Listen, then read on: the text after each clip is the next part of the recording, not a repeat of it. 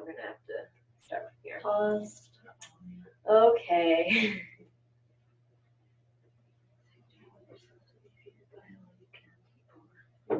Okay, sorry about that. We are back. We're going to get our questions back up here and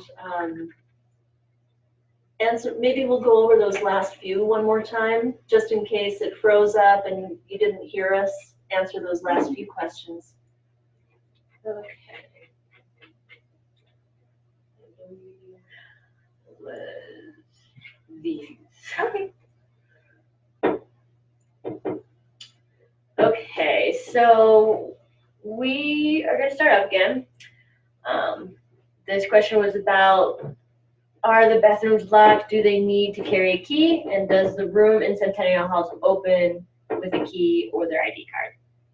Sure. So students are given ID cards, and they can use those to swipe in and out of the buildings, and also to they swipe to use the elevators as well in places like halls and towers.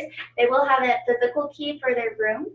And in order to get their ID cards, one thing I would suggest is for your student to submit their picture to the Pioneer ID card office, and that process is explained on the Pioneer ID office's website. I believe the date to turn those in is August 25th, but that just helps to expedite the process. Otherwise, your student will need to go in and get their picture taken for the ID. Let's see here. Bathrooms locked. So the communal bathrooms remain unlocked, and that's because we're able to keep our doors secure with the card swipe system. If your student is in the tower suite, then yes, they can lock the bathroom. If the student is just moving in early for convenience sake and is not there for a specific early start program, can they sleep in the dorm or in the residence hall? Yes, they on Monday. Yeah. And then back to the question about why the safe needed. Students use the safe for a variety of reasons. Some of them may want to keep prescription medication locked up. They also may want to keep valuables like their passports locked up. It's really up to the student if they'd like to bring that, but if they do want to bring a portable safe, that is okay. Okay. Do the rooms and towers lock between the bathroom and the kitchen area? Yes, the bathrooms lock. Do the windows open in Centennial Halls?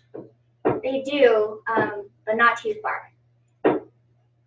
Okay. Can you describe in detail the way that move-in works?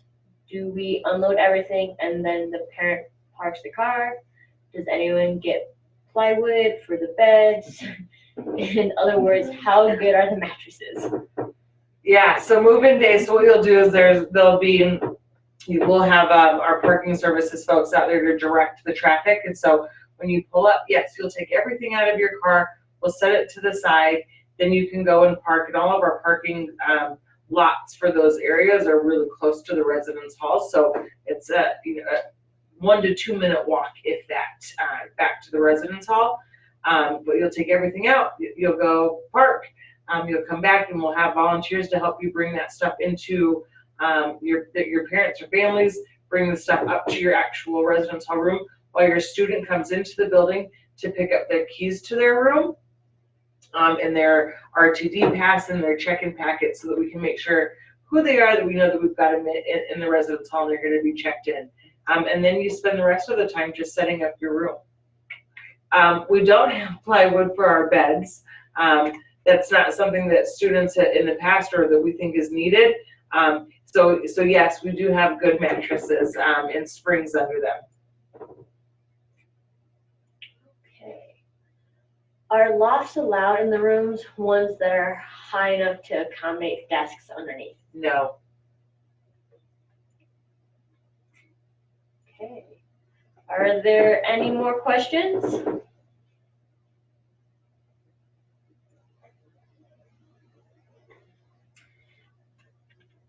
there anything else that you wanted to cover before? Nope.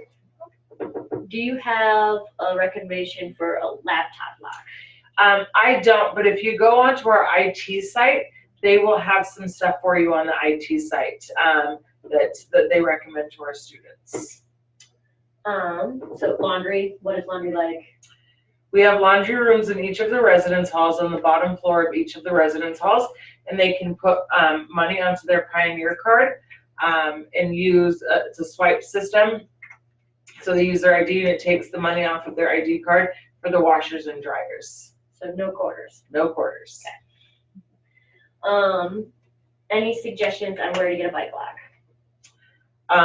Really at any hardware store, at Bed Bath & Beyond actually sells bike locks by us, at Target, sports stores, so Dick's is a big Colorado sporting store that most people get their bike locks from. Specifically about the locks, campus safety recommends, and to a certain point requires, only U-locks. They have a description of them and what they look like on their website, so I highly recommend checking that out before you go buy a lock. It's the really heavy duty lock, called a U-lock because the big bar is on a U and it has a bar that it's a pretty big. And they do that because they want to discourage thefts. So if your student has a padlock and a chain on their bicycle, there's a possibility that campus safety may take it and put it in their office and wait for the student to come in and say, hey, my bike was stolen. And they said, oh, is it this one? You're required to have a U-lock, by the way. So then they educate the student in that way. And it's a hard lesson to learn, but something that we try to give out information for as often as we can, make sure that the students lock them up so that we can discourage people from coming onto campus and trying to steal them. And I also believe both campus safety as well as the sustainability committee, on their web pages, they have recommendations as far as bike shops that you can go to that are relatively local, that you can go and buy a U-lock from. Students will also want to make sure that they register their bike as well, just in case something's impounded. Can you talk about co-ed and single-sex floors in halls? What are rules? How do they get assigned? So there are no specific rules for co-ed versus single gender floors. Everyone has the same, needs to abide by the Guide to Residence Living. In terms of assignments, we assign students as they come in with their contract. And so depending on what you put, we try to give students their first preference, but knowing that we can't make that happen for everybody. And so if you have been placed onto a single gender floor and you would like to not be on a single gender floor, you would come to the room change day and then you can change there. Irons, question mark. Clothes irons? Yeah, so we had someone ask about irons. Do you mean clothes irons, curling irons? Is there more to that? Clothes. Okay. Yep, you can have a clothes iron. Do we need to bring rugs for the bath? So do they need to bring rugs for the bath and showers? Yes. Is there room under the beds in JMAC for an 8-inch tall under bed container? Yes, there would be. Yep, because yep. Do the tower bathrooms have tubs? Do the students need to bring shower curtains, or is that provided? The tower's bathrooms do not have tubs. We do provide shower curtains, although a lot of students buy their own as well. JMAC does not have AC. Halls doesn't have AC. Halls does not have AC. We recommend you get an oscillating fan to help keep the air moving. Do you have to use the on-campus bank account in order to add money to the ID card, or can money from any bank be transferred to the student's account? No, you don't have to use the bank. You can go onto the Pioneer web and log in, and you can put money onto your account from whatever bank account that you have. So no, any bank account will be fine.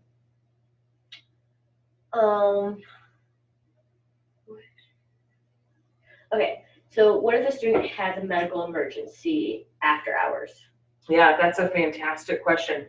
So our staff, we have a really robust on-call system, and so our entire team from RAs to graduate students to professional staff are on call 24/7. And so if there is a medical emergency after hours, the student can either call 911 on their own, and when they come, we will clearly see that 911 is there and be able to assist with that, or the student can contact their front desk of their building, and we can contact 911 for them, or campus safety, and we will assist your student with whatever that emergency is from that point forward, regardless of what time of day it is. It doesn't even have to be after hours.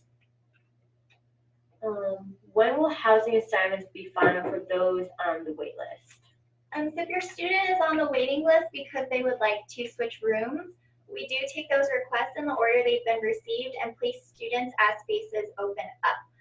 So that can be up until school starts. If they haven't been moved at that point, there's also room change day. It occurs during week 3, and those will happen both in the fall quarter and the winter quarter. And on that day, your student can come see us, the housing staff, to see what rooms we have available. And if they want to switch into something, we can go ahead and do that day. They'll receive more information as the day gets closer. They can also talk to their RAs or their RDs. Are the showers in towers stall size? And the same question, does towers have AC? We're gonna get back to you on whether towers has AC or not. We're doing some HVAC work, so we'll let you know. And the stall size, I'm not quite sure what you mean by that. It's roughly the size of any other apartment, and you can get those dimensions on our website. Do you know what floors and halls are single sex? Can boys go on girls' floors and vice versa? Do you think our child should try to change to a co-ed floor if they really want a co-ed experience?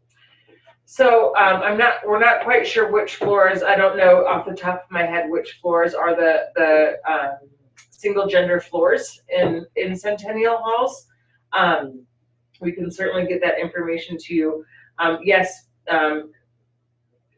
anyone could go onto anyone's floor really at any time to go see friends or make friends or meet people. It doesn't matter the gender of your child. And do I think that your child should change to a co-ed floor if they want a co-ed experience? They can, but they could also, it's really going to be dependent upon if they really get to know the other women on the floor.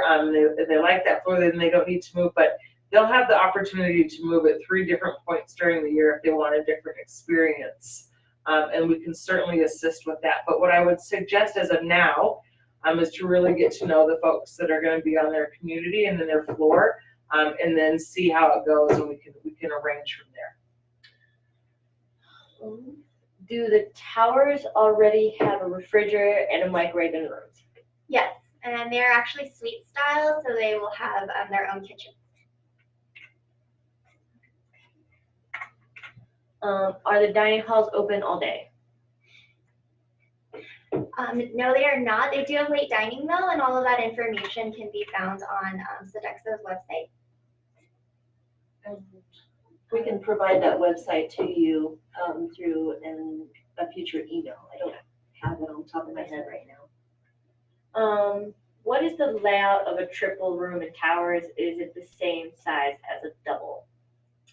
Our triples are a little bit larger than our double-sized rooms. So the layout is they're corner rooms, and so the students, when you move in, are able to change sort of how they want their layout to be, and so they'll have a bunk bed, a freestanding bed, then the desks and the closets for everyone.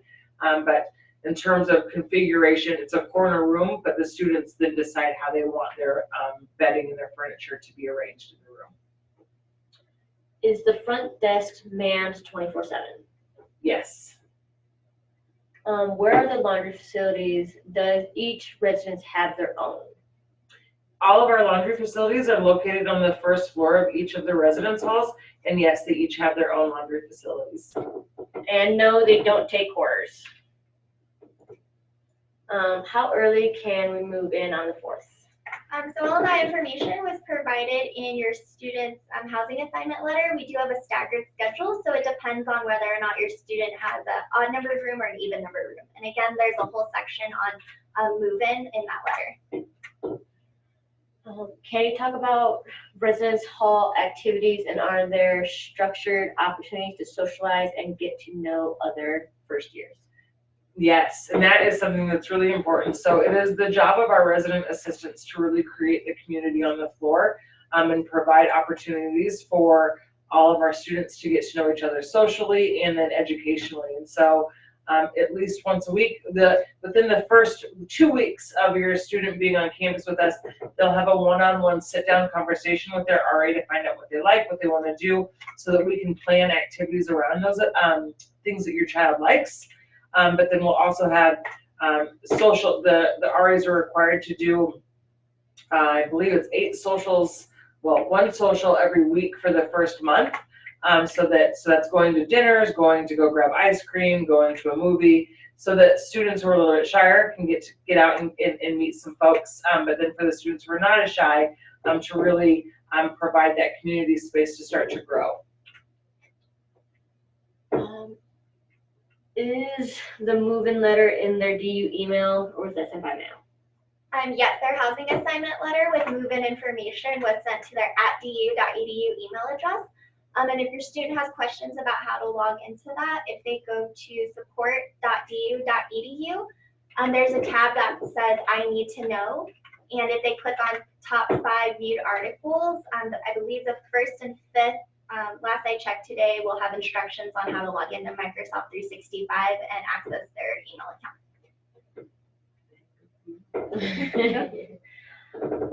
What size of safe do students get? How safe are they really?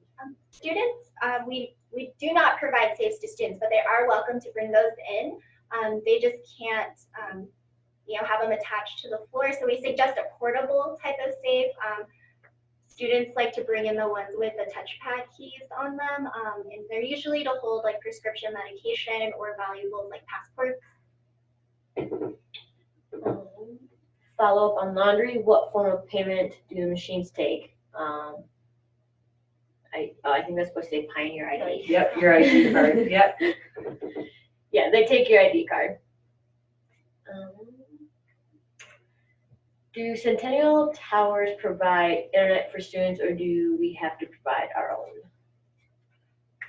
All of our buildings are wired with internet, so we have that provided for them. If the student got an unlimited dining, can they go in and out as much as they want, provided they are open? Absolutely. Okay. This person logged in late. Will you remind us how we can watch tonight's webinar if in its entirety? Yeah, the webinar, the recording, and we're hoping, because it froze up, and we're hoping that we didn't lose the first part of our recording tonight. Hopefully the whole thing will be there, but they will be placed onto the parents' website. I'll send a link to all of you through email, and I'll also post the video on the Facebook group. So you'll see the link come to you in the same way that you found out about this webinar tonight. The information will be out there for you, and if that'll probably be tomorrow, not tonight, that it'll be loaded on the website. And if you have trouble accessing it for any reason or can't get to it, you can just let me know, and we'll figure something out for you. Okay, we're coming to the end of our session, so we'll answer these last 2 questions. If you have any questions after this webinar, feel free to email us at parents@du.edu, and I will also type that in. Okay, so my student wants a different chair than the one in the dorm. If we provide one, how would that work? You're more than welcome to bring in a different chair for your student. However, they'll have to keep the chair that's in there, that's provided to your student in that room, because we do not have any space to store furniture for students. And our last question. I heard that there are printers available on campus, so we don't need to send a printer. Are there community printers available in the residence halls? Yes. So there are multiple printers across campus in various buildings, and your students' Pioneer ID, their student ID, will be loaded with money each quarter. And so yes, there's community printers available in the residence hall. There's also plenty in the library. There's one in Driscoll. There's a list of the printers available online as well, but pretty much anywhere that your student may be, there's going to be one available for them. One thing they want to keep in mind though is that, you know, around lunchtime, certain hours of the day, students will be lining up. So the library, because it has so many, is a great place to kind of print. Otherwise, they'll need to plan accordingly. Otherwise, they may be waiting in line. Okay, our last question. What are the main items that students tend to forget to bring to move in? Oddly enough, it's their pillow. The students, they forget their pillow. Okay. Anything else that they forget? ID, stuff to register for class. Gosh, it's really the big betting pieces that you would think that you would remember, but that tends to be what people forget. And then this question about the 200 cash on dining card. That's separate. That's separate from laundry and printer. So that's just for food. Okay. Any last comments? Thank you all. We're very excited to have you join us. Yeah, thank you, everybody. We appreciate you being here with us and hanging in there while we, restarted the computer and everything and got back. We're gonna pull the recording now and hopefully have the entire thing that we can post for you. And again, if you have some unanswered questions, especially if it's a really personal question you didn't want to put in the chat menu, if it relates specifically to housing, you can send them an email, housing@du.edu. Otherwise, if it's a general question that you haven't had an answer for yet, send it to us, parents@du.edu. And then join us for next week's webinar, which is our health and wellness. It'll start 6 p.m. Mountain Daylight Time. And we look forward to seeing you. Thanks very much, everybody. Have a Thank good you. night. Bye.